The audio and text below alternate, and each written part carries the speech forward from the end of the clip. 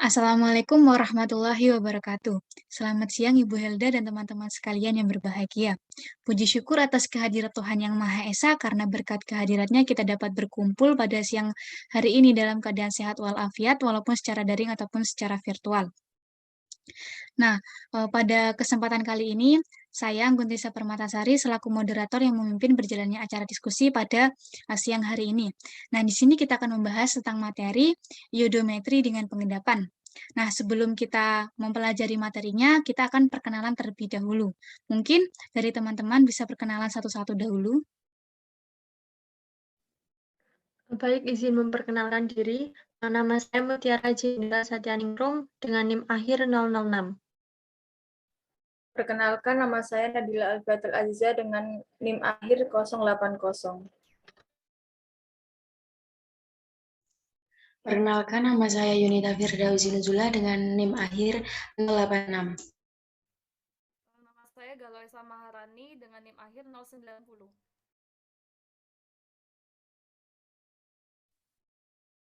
Baik, itu anggota dari kelompok 3.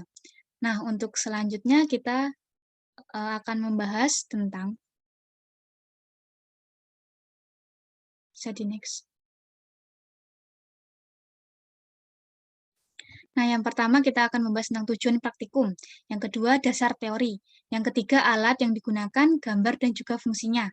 Yang keempat, bahan yang digunakan, gambar, fungsi, MSDS, dan juga cara penanganannya.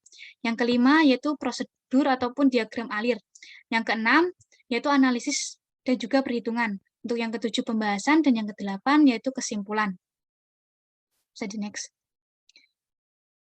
Nah, untuk materi yang pertama, yang akan membahas yaitu mutiara.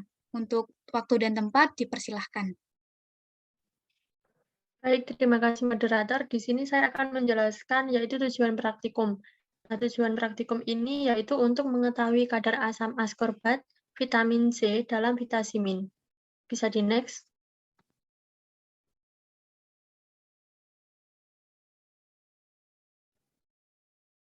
Nah, yang kedua, saya akan menjelaskan dasar teori. Suatu reaksi yang terlibat dalam kesetimbangan disebut juga sebagai reaksi reduksi, oksidasi, atau redoks. Nah, reaksi redoks dibagi sistem redoks biasa yang dimana antara bentuk redoks zat hanya elektron yang dipertukarkan.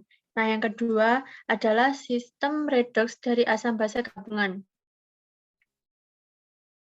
Pada sistem ini tidak hanya elektron yang dipertukarkan tapi juga proton. Bukan hanya itu, reaksi redoks juga dipergunakan secara luas dalam titrasi. Nah, salah satu mode titrasi yang menggunakan prinsip redoks adalah iodometri. Nah, metode titrasi iodometri ini dibagi menjadi dua, yaitu secara langsung dan tidak langsung. Terima kasih, saya kembalikan ke moderator. Baik, terima kasih atas penjelasannya.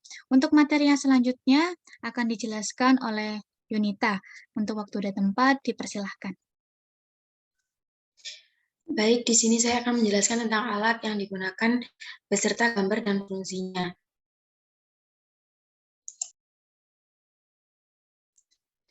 Yang pertama ada burat, statis, dan klem. Burat itu berfungsi untuk meneteskan sejumlah reagen cair dalam eksperimen yang tentunya memerlukan presisi seperti eksperimen titrasi.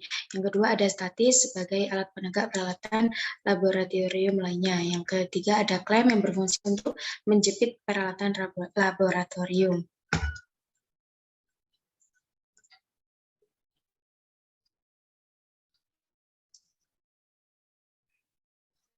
Selanjutnya ada gelas ukur yang mempunyai fungsi untuk mengukur volume larutan dari suatu bahan kimia yang akan digunakan. Ada Erlenmeyer yang berfungsi untuk mengukur dan menampung bahan-bahan yang akan dianalisa untuk mencampur berbagai bahan komposisi media untuk menampung zat kimia dalam bentuk cair hingga padat, menjadi tempat untuk melakukan titrasi bahan, menjadi tempat untuk kultivasi mikroba dalam kultur cair. Selanjutnya ada Becker glass yang berfungsi untuk menjadi wadah penampung yang digunakan untuk melakukan proses pengadukan, pencampuran hingga pemanasan cairan. Selanjutnya ada pipet volume yang berfungsi untuk mengukur cairan dalam jumlah tertentu serta jumlah cairan yang tidak terlalu banyak atau besar. Selanjutnya ada pipet tetes yang berfungsi untuk memindahkan cairan dari wadah satu ke wadah yang lainnya sesuai dengan jumlah yang diinginkan. Biasanya berjumlah sedikit atau tidak terukur, bahkan hanya hitungan tetes. Yang selanjutnya ada tes yang berfungsi untuk memanaskan larutan di dalam proses analisa air, lemak, dan lain sebagainya. Sehingga selain itu juga untuk memanaskan aquades atau pelarut lainnya dalam pembuatan larutan. Selanjutnya ada neraca analitis yang berfungsi untuk mengukur massa suatu zat. Zat yang diukur masanya bisa berupa zat padat ataupun zat cair. Ketelitian neraca tersebut bisa mencapai 0,0001 gram. Selanjutnya ada kaca arloji yang berfungsi sebagai penutup gelas kimia saat memanaskan sampel, wadah saat menimbang bahan kimia, maupun tempat untuk mengeringkan padatan dalam desikator. Selanjutnya ada lumping dan alu yang berfungsi untuk menghancurkan atau menghaluskan suatu bahan atau zat yang masih bersifat padat atau kristal. Selanjutnya ada bahan yang digunakan beserta fungsi MSDS dan cara penanganannya. Pertama ada vitasimin yang mempunyai rumus kimia C6H8O6 yang berfungsi untuk menjaga kesehatan dan membantu memenuhi vitamin C dalam tubuh. Penanganannya, pertolongan pertama saat terhirup, segera hirup udara segar atau berikan masker oksigen jika mungkin. Apabila terjadi kontak kulit, bilaslah dengan air. Apabila terjadi kontak mata, bilaslah dengan air dan lepas lensa kontak. Apabila tertelan, segera beri korban air minum. Selanjutnya ada indikator amilum dengan rumus kimia C6H10O5N yang berfungsi untuk menunjukkan titik akhir titrasi yang ditandai dengan perubahan warna pada larutan yang umum digunakan indikator kanji yang mempunyai sifat fisik serbu halus. Dengan sifat kimia, amilum terdiri dari 20% bagian yang larut air atau amilosa dan 80% bagian yang tidak larut air atau amilopektin. Penanganannya, jika terhirup udara segar, setelah kontak pada kulit, cuci dengan air yang banyak, lepaskan pakaian yang terkontaminasi. Jika kontak mata, maka bilaslah dengan air yang banyak. Selanjutnya ada kalium iodid yang dengan rumus kimia Ki yang mempunyai fungsi pada bidang medis. Ki berfungsi untuk mengobati sporotrikosis dan fikomikosis pada kulit dan mempunyai sifat fisik solid dengan sifat kimia bentuknya stabil.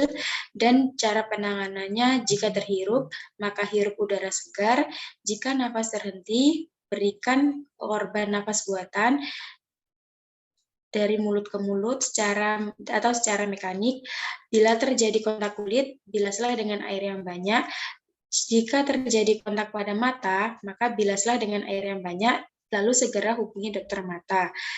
Jika tertelan, beri air minum paling banyak 2 gelas dan akan terjadi rangsangan seperti muntah.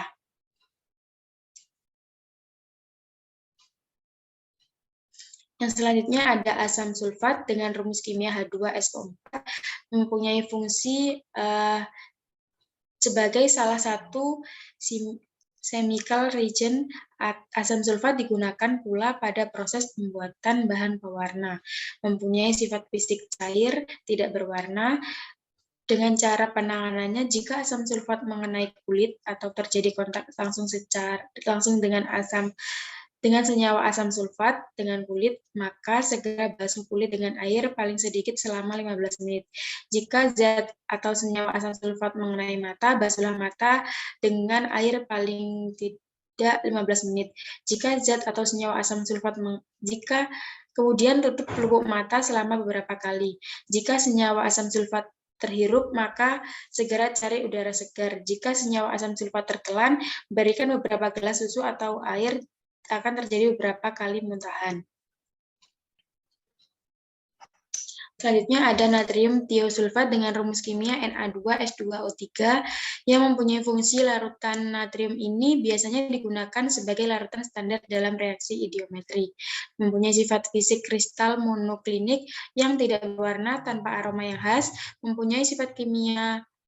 Natrium ini memiliki berat molekul 158,11 gram per mol untuk bentuk anhidratnya dan 248,18 gram per mol untuk bentuk pentahidratnya. Untuk penanganannya sendiri, jika terkena kulit, cuci dengan sabun atau air selama minimal 20 menit. Segera cari tenaga medis jika terjadi iritasi atau reaksi berkelanjutan.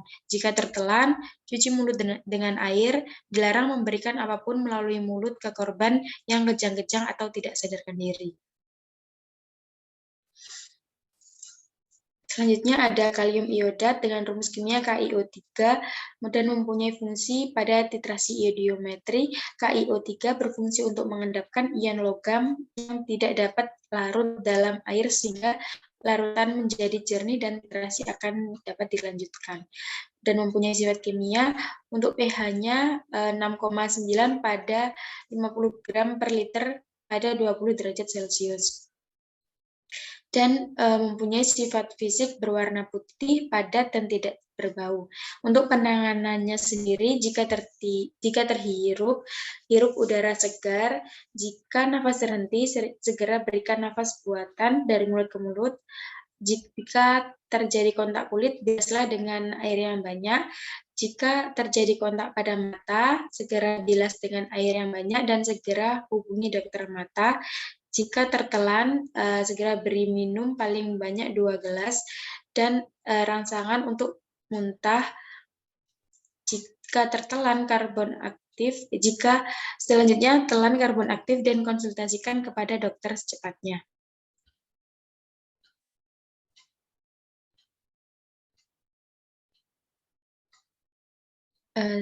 Saya kembalikan kepada moderator. Baik, terima kasih atas penjelasannya. Nah, untuk materinya selanjutnya, di sini saya yang akan membahasnya. Nah, untuk yang kelima, kita akan membahas tentang prosedur atau diagram alir.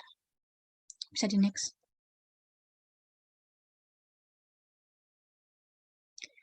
Nah, untuk diagram alirnya, kita akan menentukan konsentrasi KiO3. Nah, yang pertama-tama, kita akan memasukkan 25 ml larutan KiO3 ke dalam masing-masing 3 tabung Erlenmeyer. Kemudian ditambahkan dengan 1 kg Ki dan 20 ml larutan asam sulfat 0,3 molal ke setiap labu. Kemudian dititrasi dengan triiodida dengan larutan tiosulfat dari larutan coklat menjadi kuning pucat. Lalu ditambah dengan 2 ml larutan indikator pati dan titrasi sampai violet, sampai menjadi warna violet kompleks pati iodin.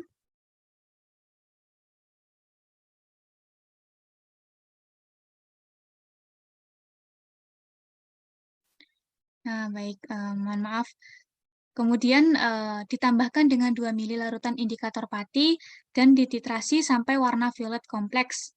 Pati iodin menghilang begitu saja. Ulangi prosedur ini untuk total 3 titrasi yang tepat. Kemudian kita akan menghitung KiO3. Kemudian akan kita dapatkan hasilnya. Untuk yang selanjutnya, kita akan membahas tentang diagram alir dari next.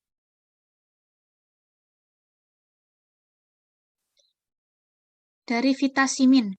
Nah, yang pertama kita akan menimbang sejumlah kira-kira 250 mg asam askorbat. Kemudian dihaluskan dengan lumping dan alu. Lalu ditransfer dari massa bubu yang diketahui ke labu volumetrik 50 ml. Kemudian ditambahkan dengan 25 ml asam sulfat 0,3 molal. Lalu di steril selama 10 menit, lalu dibiarkan selama beberapa menit. Setelah itu disteril lagi, lalu diencerkan dengan 0,3 molal asam sulfat sampai tanda batas atau hingga tanda batas labu volumetrik 50 ml. Kemudian dilanjutkan dengan memasukkan 25 ml larutan vitamin C ke labu Erlenmeyer. Lalu ditambah dengan 1 kg Ki atau kalium iodid padat dan 25 ml kalium iodat standar ke dalam labu. Kemudian dititrasi dengan triiodida yang tersisa dengan larutan tiosulfat standar seperti yang tertera dengan hati-hati dan juga menambah larutan kanji sesaat sebelum titik akhir. Ulangi titrasi ini 2 kali untuk total 3 penentuan yang tepat. Hitung massa rata-rata vitamin C di setiap tabletnya, maka kita akan mendapatkan hasilnya. Kemudian bisa di next. Nah, untuk yang materi ke-6 kita akan membahas tentang analisis dan perhitungan.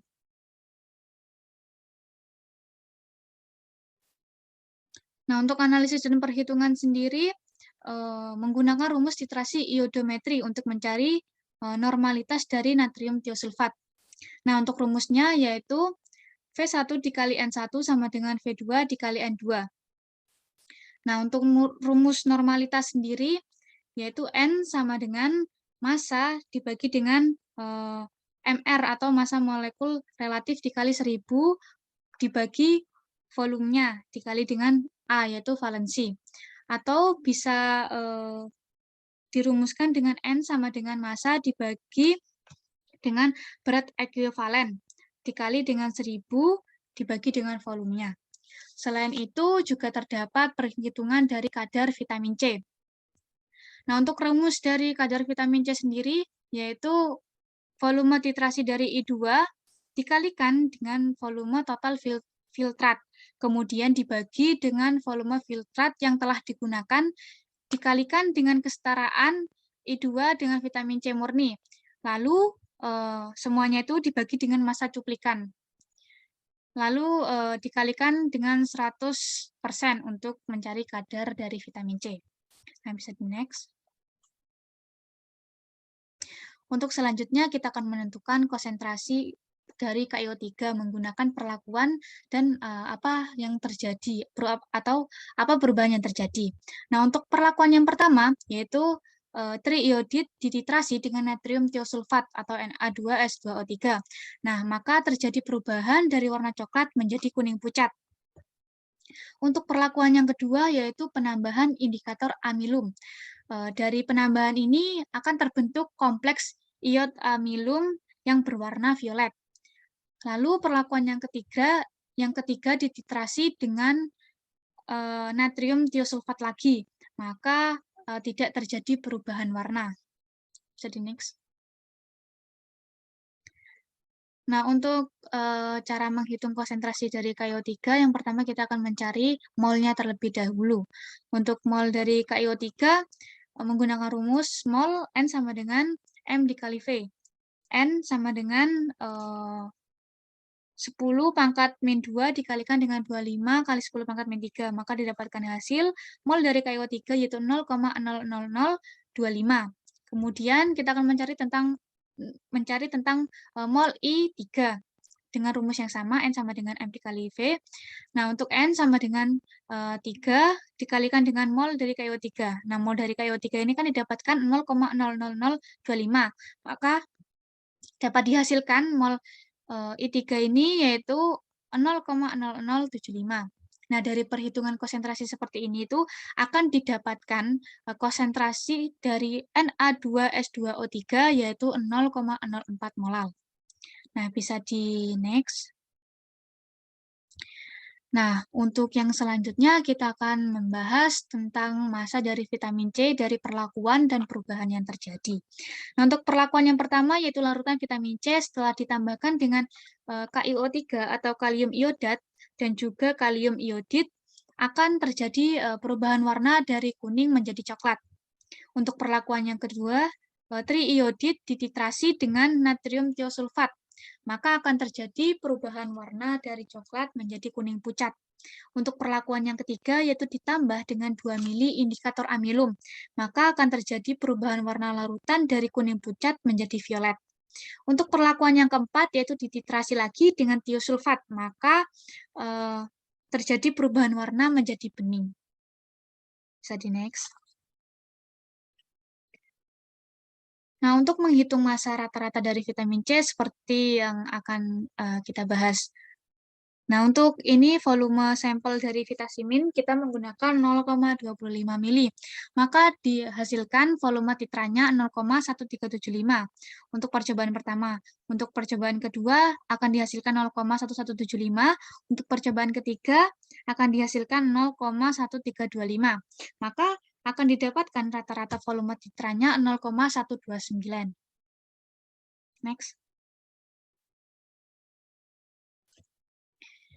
Nah, satu tablet Vitacimin memiliki massa 2 gram. Pada percobaan ini digunakan 1 gram Vitacimin yang dilarutkan menjadi 50 ml larutan.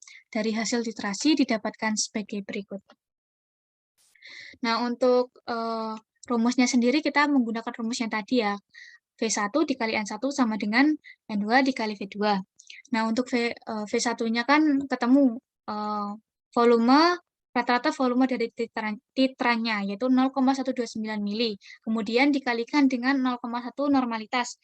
Kemudian diketahui juga volume yang kedua, yaitu 0,25 mili. Maka didapatkan hasil N2-nya, yaitu sama dengan 0,0516 normalitas. Nah, jadi konsentrasi asam askorbat adalah 0,016 normalitas atau setara dengan 0,0258 karena normalitas asam askorbat adalah 2 kali konsentrasi dari asam askorbat itu sendiri. Dibagi 2 ya, 0,0516 itu dibagi dengan 2 maka didapatkan hasil 0,0258. Nah, jadi massa dari vitamin C sendiri yaitu menggunakan rumus M sama dengan massa dibagi dengan MR dikali 1000 per volumenya. Masanya tadi 0,0258 sama dengan massa, kan kita akan mencari massa ya, massa dibagi dengan 176. MR-nya dikali dengan 1000 dibagi dengan 50. Kemudian didapatkan hasil 0,2270 gram massa dari vitamin C. Lalu massa dari vitamin C atau asam askorbat ini dalam 1 gram Vitacimin adalah 0,2270 gram. Jadi dalam 1 tablet Vitacimin itu beratnya atau massanya itu 0,45 gram.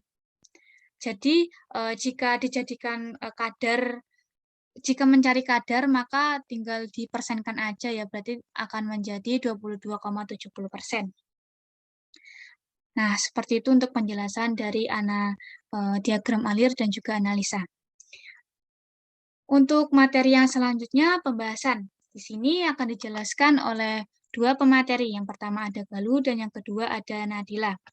Untuk waktu dan tempat dipersilahkan. Oke, baik. Terima kasih moderator atas waktunya. Di sini saya Galuh Samarani akan menjelaskan pembahasan dari tersebut.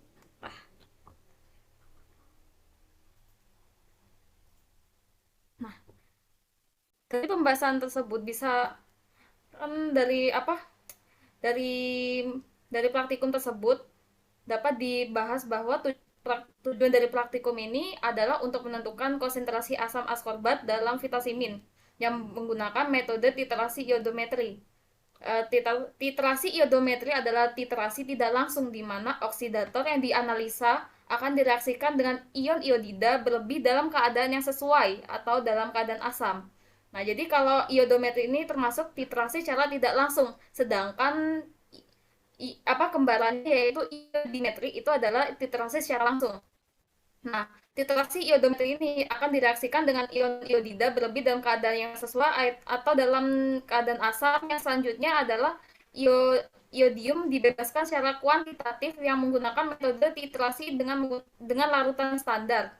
Titrasi iodometri ini termasuk dalam golongan titrasi redox, yang dimana titrasi ini mengacu pada transfer elektron.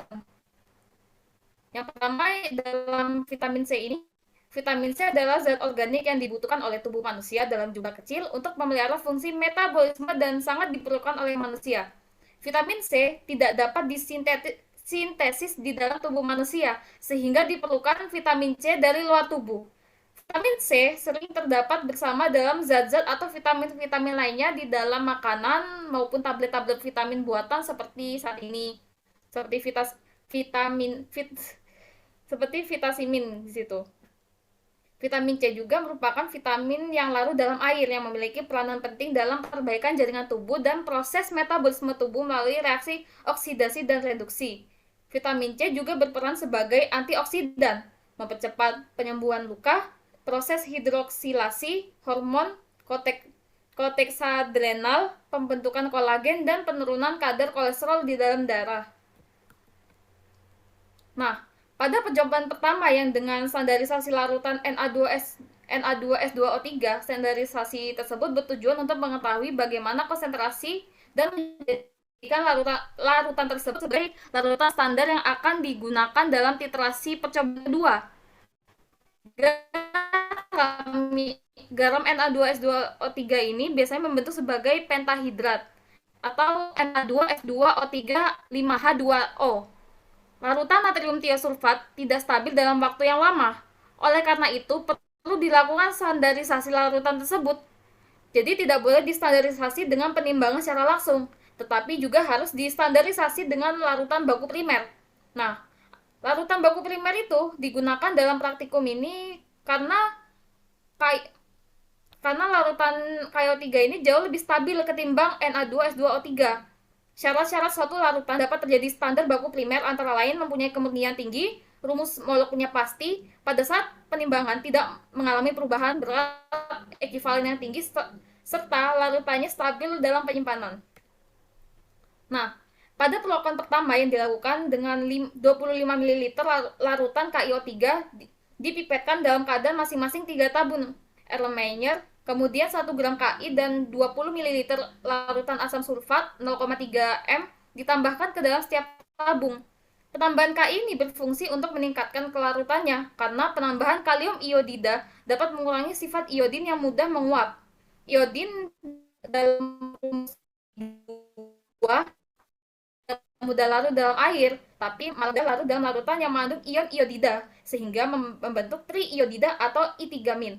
Ion iodida dipergunakan sebagai sebuah agen reduksi yang jauh lebih kuat daripada ion iodin Oleh karena itu, ion iodin digunakan sebagai agen pengoksidasi. Kelebihan dari ion iodida yang ditambahkan dalam agen pengoksidasi yang sedang ditentukan dalam membebaskan ion akan dititrasi dengan larutan natrium tiosulfat. Penambahan asam sulfat bertujuan untuk membuat larutan dalam keadaan asam. Jika dalam keadaan alkali atau basah, larutan akan mula-mula antara iodin dan ion hidroksida. Titrasi dengan larutan natrium tiosulfat yang terjadi dalam keadaan basah akan mengakibatkan terbentuknya ion sulfat. Nah, asam sulfat juga berfungsi sebagai katalis untuk mempercepat terjadi reaksi. Reaksi yang terbentuk dalam perlakuan ini antara seperti ini, yang seperti dalam jelaskan secara ini.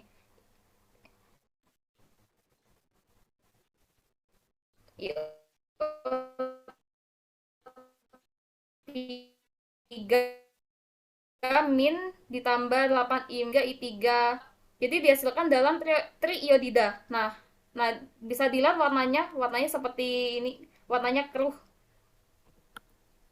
Nah, selanjutnya ini masih belum selesai ya, yang perlakuan dalam KiO3 ini. Nah, selanjutnya ini larutan tersebut dititrasi dengan natrium tiosulfat sampai terjadi perubahan warna dari coklat ke kuning pucat. Setelah itu, indikator amilum ditambahkan. Titrasi dengan natrium tiosulfat bertujuan untuk membebaskan iodin dari kelebihan ion iodida yang ditambahkan ke dalam agen oksidasi. Sedangkan penambahan indikator amilum bertujuan untuk menentukan titik akhir titrasi. Nah, amilum tersebut merupakan indikator redoks khusus yang digunakan sebagai petunjuk apabila telah terjadi ekivalen pada titrasi iodometri. Penambahan indikator sebaiknya dilakukan sebelum larutan mencapai titik akhir titrasi.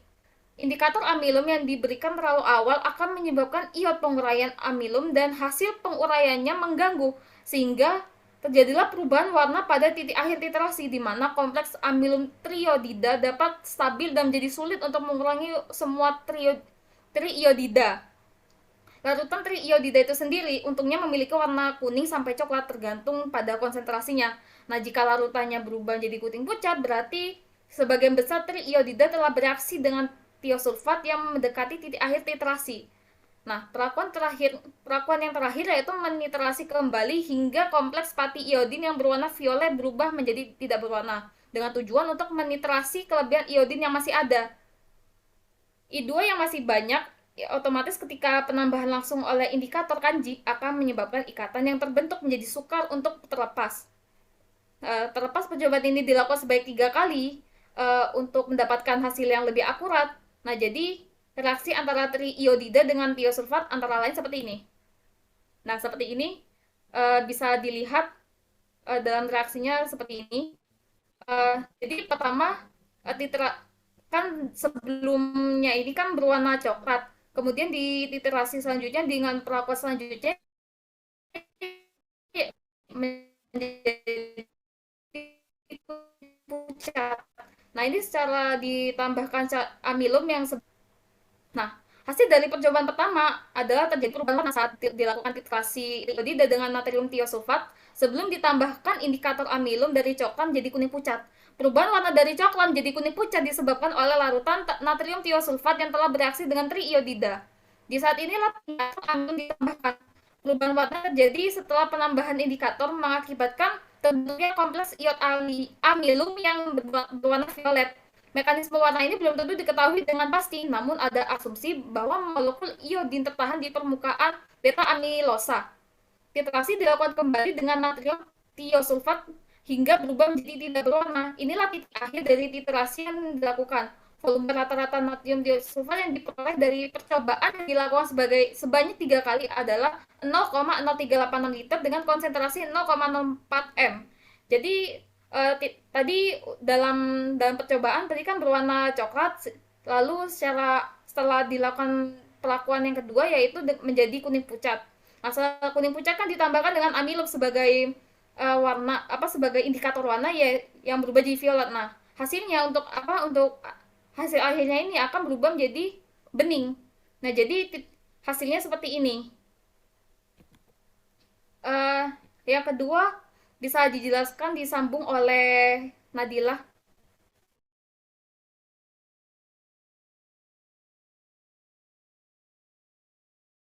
Baik, saya akan melanjutkan pembahasan yang kedua. Percobaan kedua yang dilakukan adalah menganalisis vitamin dihaluskan dan ditimbang sebanyak 0,25 gram. Kemudian dimasukkan dalam gelas beker. Perlakuan ini bertujuan untuk menghaluskan dan memudahkan dalam pengujian sampel. Perlakuan selanjutnya, sampel diencerkan dengan asam sulfat dan kemudian dikocok. Perlakuan ini bertujuan untuk melarutkan sampel, sedangkan pengocokan dilakukan dengan tujuan untuk menghomogenkan larutan dengan sampel agar tercampur secara merata. Pelarutan dengan asam sulfat juga bertujuan untuk memberi suasana asam karena bila dilakukan dalam suasana basah, iodin akan bereaksi dengan ion hidroksida yang mula-mula membentuk ion hipoidit, yang kemudian membentuk ion iodat. Ion-ion ini mengoksidasi sebagai tiosulfat menjadi ion sulfat. Perlakuan berikut 1 gram Ki dan 25 ml KiO3 standar ditambahkan dengan tujuan untuk mengikat asam askorbat dengan triiodida menjadi dehidroaskorbat dan ion triiodida. Perlakuan selanjutnya yaitu melakukan titrasi dengan larutan natrium tiosulfat yang telah distandarisasi. Titrasi dengan natrium tiosulfat bertujuan untuk menitrasi kelebihan triiodida. Perlakuan terakhir yaitu menambahkan indikator amilum kemudian dititrasi kembali sampai terjadi perubahan warna. Penambahan indikator amilum berfungsi untuk membantu menentukan titik akhir titrasi dengan lebih mudah. Penambahan indikator sebaiknya dilakukan sebelum mencapai titik akhir titrasi. Indikator amilum yang diberikan terlalu awal akan menyebabkan iodida menguraikan amilum dan hasil peruraian mengganggu perubahan warna pada titik akhir titrasi, di mana kompleks amilum triiodida dapat stabil dan menjadi sulit untuk mengurangi semua triiodida. Titrasi kembali dilakukan dengan tujuan untuk menitrasi kelebihan iodin yang masih ada. I2 yang masih banyak, otomatis ketika penambahan langsung dengan indikator kanji akan menyebabkan ikatan yang terbentuk menjadi sukar untuk terlepas. Percobaan ini dilakukan secara duplo untuk mendapatkan data dan hasil yang lebih akurat. Next.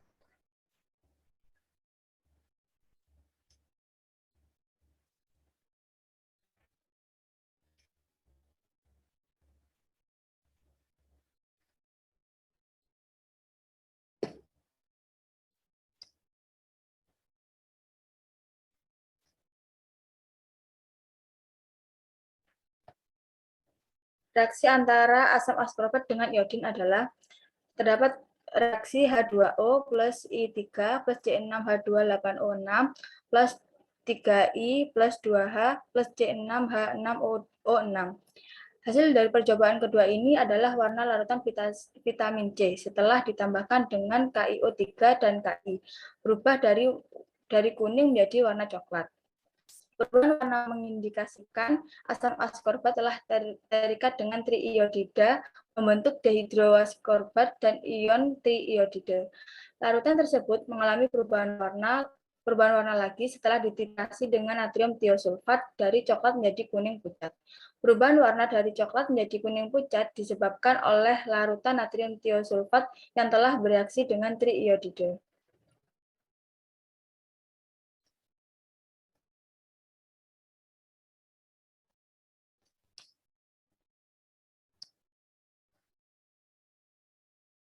Penambahan indikator amilum sebelum terjadi titik akhir titrasi merubah warna larutan dari kuning pucat menjadi violet. Perubahan warna yang terjadi setelah penambahan indikator mengakibatkan terbentuknya kompleks iod amilum yang berwarna violet. Mekanisme warna ini belum tentu diketahui dengan pasti, namun ada asumsi bahwa molekul iodin tertahan di permukaan beta amilosa. Titrasi yang dilakukan kembali dengan natrium tiosulfat membentuk larutan menjadi tidak berwarna. Perubahan warna itulah yang menjadi titik akhir titrasi dalam percobaan ini. Volume rata-rata tiosulfat yang digunakan dalam percobaan ini yaitu sebesar 33,15 ml. Perhitungan yang telah dilakukan menghasilkan konsentrasi vitamin C sebesar 0,05 molalitas dengan massa asam askorbat yang diperoleh sebanyak 0,22 gram.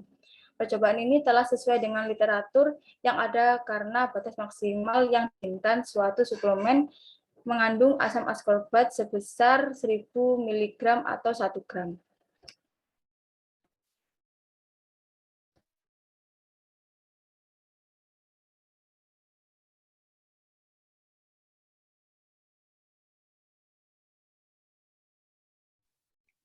Baik, terima kasih atas penjelasannya dari Galuh dan juga Nadila. Nah, untuk yang terakhir, yang ke-8, yaitu tentang kesimpulan. Bisa di next.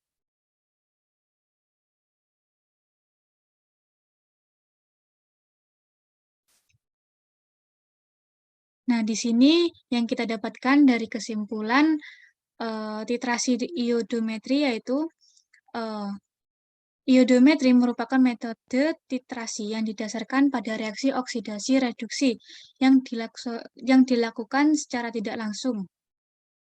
Sedangkan idiometri adalah metode titrasi yang didasarkan pada reaksi oksidasi reduksi yang dilakukan secara langsung. Kesimpulan yang dapat diambil dari percobaan ini adalah konsentrasi asam askorbat dalam vitamin sebesar 0,0 molar dengan massa 0,22 gram. Percobaan ini telah sesuai dengan peraturan Badan Pengawas Obat dan Makanan tentang persyaratan mutu suplemen kesehatan yang menyatakan bahwa massa asam askorbat maksimal yang diizinkan yaitu sebesar 1000 mg atau 1 gram. Nah, terima kasih untuk teman-teman yang telah menjelaskan materi tentang iodometri dan juga terima kasih kepada teman-teman dan juga Bu Elda yang telah memperhatikan presentasi dari kami. Saya selaku moderator meminta maaf apabila terjadi kesalahan kata yang disengaja ataupun tidak disengaja dari kelompok kami. Kurang lebihnya mohon maaf. Wassalamualaikum warahmatullahi wabarakatuh.